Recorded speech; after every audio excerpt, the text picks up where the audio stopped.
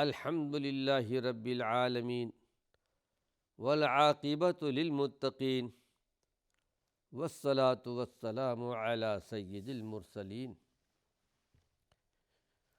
ناظرین کرام، السلام علیکم ورحمۃ اللہ وبرکاتہ۔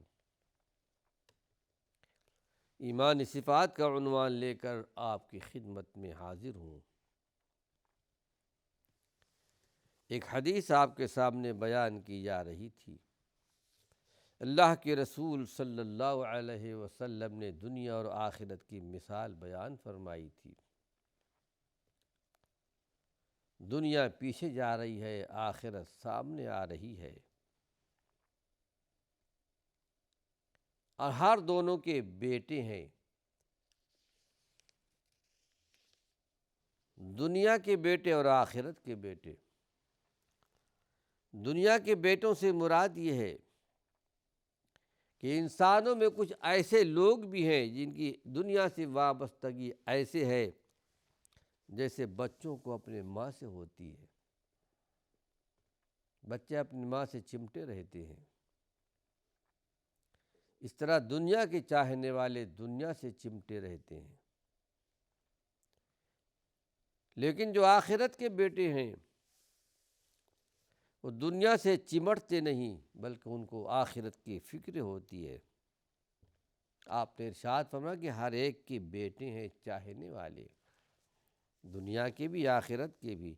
فَإِنِ اسْتَطَعْتُمْ، پس اگر تم سے ہو سکے تو یہ ضرور کرو۔ اور کیسے کیوں نہیں ہوگا؟ اسلام کا کوئی حکم ایسا نہیں جس پر انسان عمل نہ کر سکتا ہو۔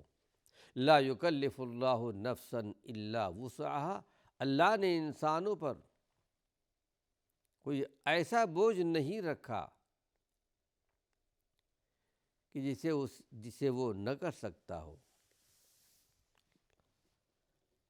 اگر ہو سکتا ہے تو ان تکونوا من بنی لا تکونوا من بنی دنیا، دنیا کے بیٹے نہیں بننا، دنیا سے مت چمٹنا، دنیا سے مت لپٹنا۔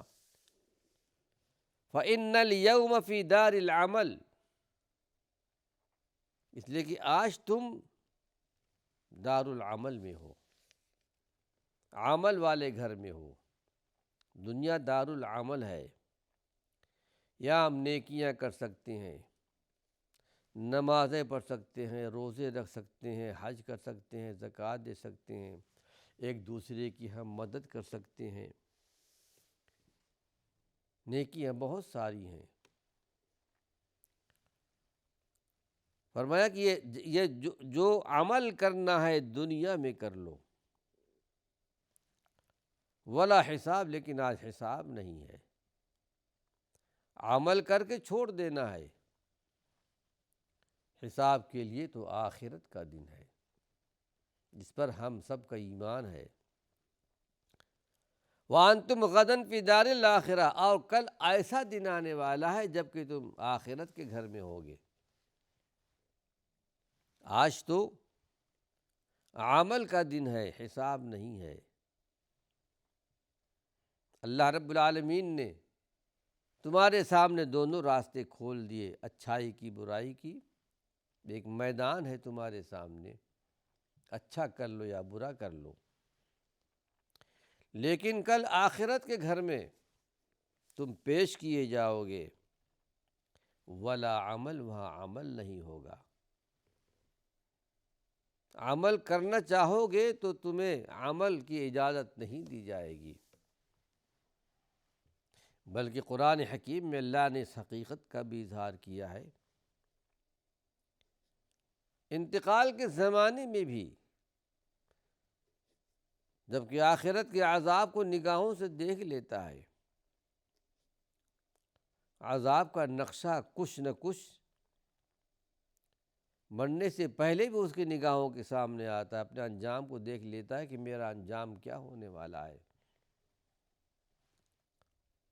موت کا وقت آتا ہے تو کہتا ہے کہ مجھے تھوڑی مہلت دی جائے،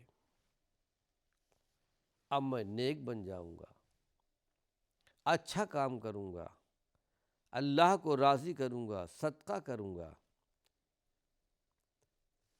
نیکی کے راستے پر آ جاؤں گا۔ لیکن قرآن کہتا ہے جب وقت آ گیا ہے تو مؤخر نہیں کیا جائے گا، اب مہلت نہیں دی جائے گی۔ اسی کا ذکر یہاں پر کیا جا رہا ہے کہ کل کا دن آخرت کا دن ہے، اور وہاں عمل نہیں ہوگا، وہاں تو جزا اور سزا ملے گی۔ اللہ کے رسول صلی اللہ علیہ وسلم نے اس حدیث میں امت کے بارے میں دو بڑی بیماریوں کا خوف اور خطرہ ظاہر کیا تھا، اور اپنی امت کو ڈرایا، خبردار کیا ہے۔ غور سے دیکھا جائے تو حقیقت میں یہی دو بیماریاں امت کے خرابی کے لیے بہت بڑے سبب ہیں، اور جب یہ یقین دلوں میں پیدا ہو جائے کہ دنیاوی زندگی یہ ہماری اصلی زندگی نہیں ہے، یہ ہمارا اصلی مقام نہیں ہے، ہمارا اصلی مقام تو آخرت ہے، تو یقیناً اصلاح ہو جائے گی۔ آئیے ایمانی صفات کے تعلق سے کچھ اور باتیں آپ کے سامنے پیش کر رہا ہوں اس عنوان سے کہ دولت کی افراط کا خطرہ، اور اللہ کے رسول صلی اللہ علیہ وسلم کی آگاہی اور خبردار کرنا۔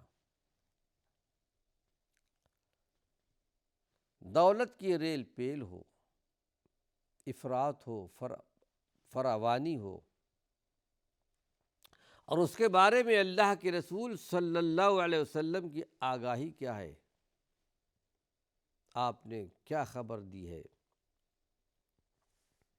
آئیے ایک حدیث سنتے ہیں، یہ روایت بخاری اور مسلم کی ہے۔ عمرو بن عوف رضی اللہ عنہ راوی ہیں اس حدیث کے، کہتے ہیں کہ قال رسول اللہ صلی اللہ علیہ وسلم، کہ اللہ کے رسول صلی اللہ علیہ وسلم نے ارشاد فرمایا کہ فواللہ للفقر اخشى علیکم، قسم کھا کر کے آپ نے بیان فرمایا، قسم ہے اس وحدہ لا شریک لہ کی کہ جس کے ہاتھ میں میری جان ہے، مجھے تم پر فقر و فاقہ اور تنگ دستی کا خوف نہیں ہے کہ تم میرے بعد فقیر مسکین بن جاؤ گے، ولیکن نخشى علیکم ان تبسط علیکم الدنیا، لیکن مجھے ڈر اس بات کا ہے، ایک دور ایک زمانہ ایسا آئے گا میرے بعد کہ دنیا تم پر پھیل جائے گی، مال و دولت کی ریل پیل ہوگی، میں ڈرتا ہوں کہ دنیا تم پر پھیل جائے گی جس طرح کہ تم سے پہلے لوگوں پر دنیا پھیل گئی تھی، یعنی دولت کی ریل پیل تھی اور مال و دولت والے تھے، اور دولت کی وجہ سے، مالداری کی وجہ سے راہ راستے سے ہٹ گئے تھے، نفسانی خواہشات کی پیروی میں لگ گئے، اللہ کے مقابلے میں، دین کے مقابلے میں دنیا کی محبت، مال و دولت کی محبت ان کے رگ و ریشے میں پیوست ہو گئی تھی کہ تم دنیا میں اس طرح پل جاؤ گے، گھس جاؤ گے،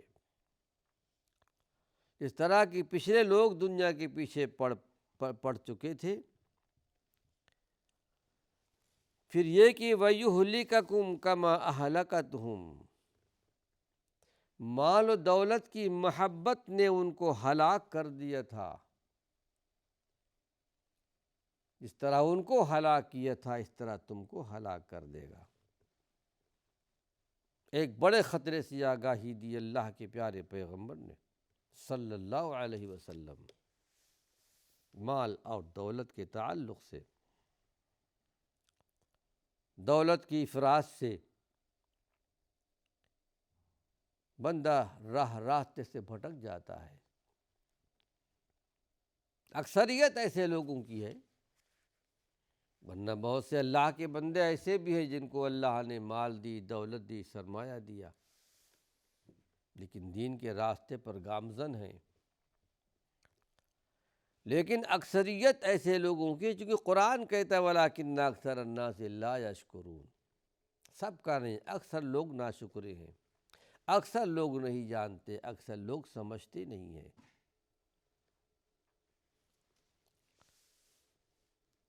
اللہ کے پیارے پیغمبر محمد صلی اللہ علیہ وسلم نے اپنی امت کو خبردار کیا ہے۔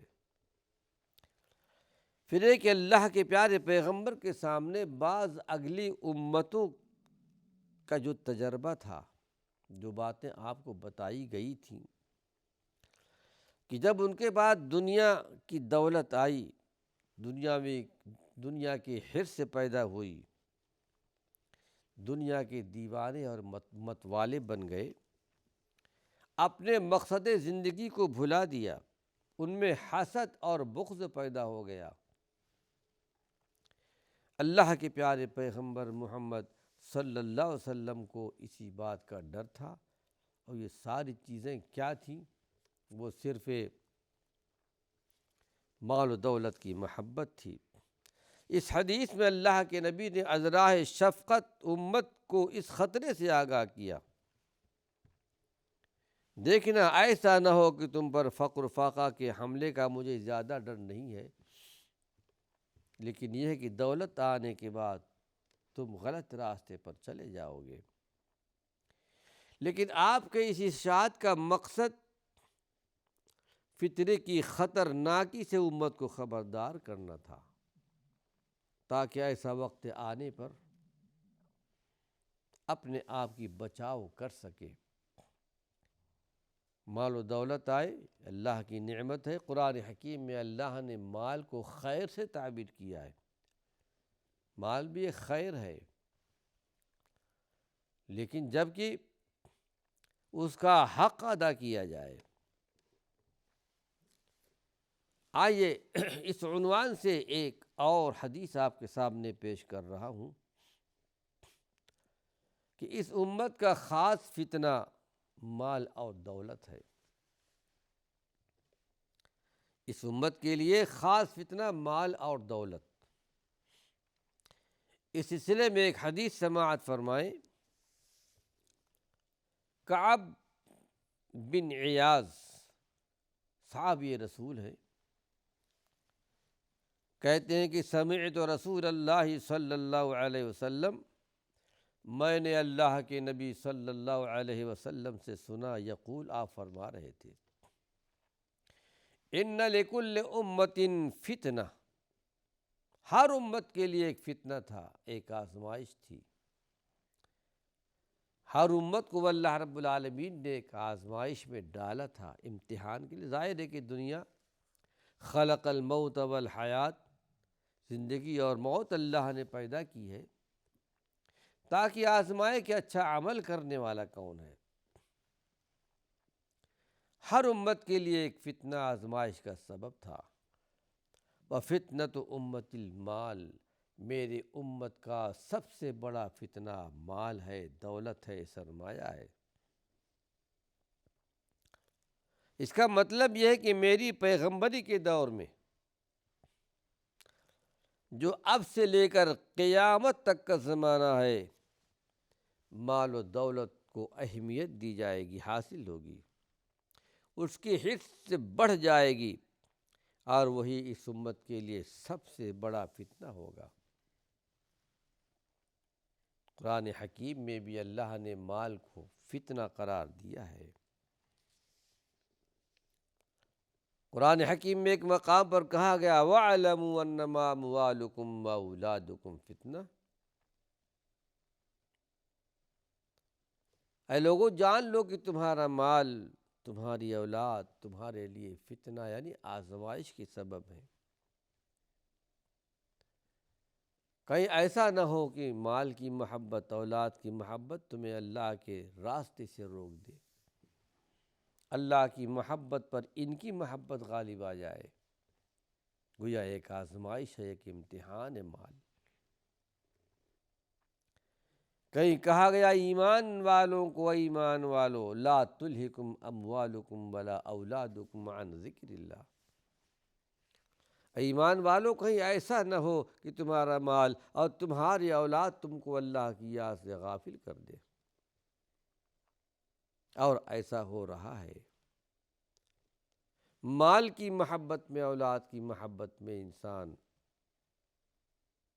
کبھی کبھی اللہ کے دین کو چھوڑ دیتا ہے۔ مال کی محبت غالب آ جاتی ہے، اولاد کی محبت غالب آ جاتی ہے۔ پھر قرآن نے یہ فیصلہ بھی کر دیا ہے وَمَن يَفْعَلْ ذَلِكَ فَأُولَٰئِكَ هُمُ الْخَاسِرُونَ۔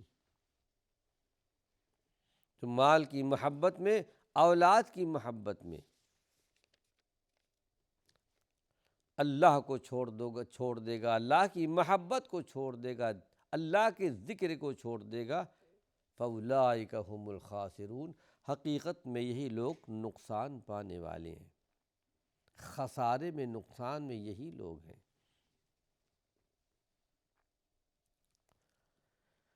پھر کہیں قرآن حکیم میں کہا گیا دولت ہی کے تعلق سے کہ ہمارے پیغمبر وَلَا تُعْجِبْكَ أَمْوَالُهُمْ وَلَا أَوْلَادُهُمْ، ان کی مال کو دیکھ کر، ان کی اولاد کو دیکھ کر یہ بات آپ کو تعجب میں نہ ڈالے،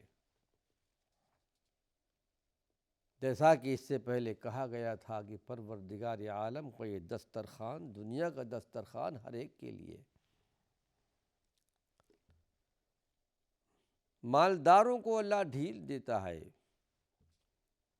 دولت مندوں کو ڈھیل دیتا ہے، ان کی زندگی میں بڑی آسانیاں ہوتی ہیں، لیکن اچانک اللہ کی پکڑ آ جاتی ہے، اللہ کی پکڑ میں آتے ہیں۔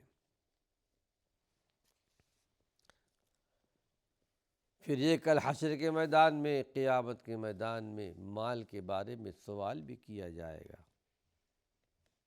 وَعَنْ مَالِهِ فِيمَا أَبْلَاهُ، بتاؤ تمہارا مال تم نے کہاں خرچ کیا، کہاں سے حاصل کیا۔ مال بہت بڑی آزمائش کی چیز ہے۔ ناظرین کرام، وقت ختم ہو چکا ہے، اللہ نے چاہا اسی عنوان سے کچھ اور مفید باتیں اپنے آئندہ درس میں پیش کروں گا۔ وآخر دعوانا ان الحمد للہ رب العالمین۔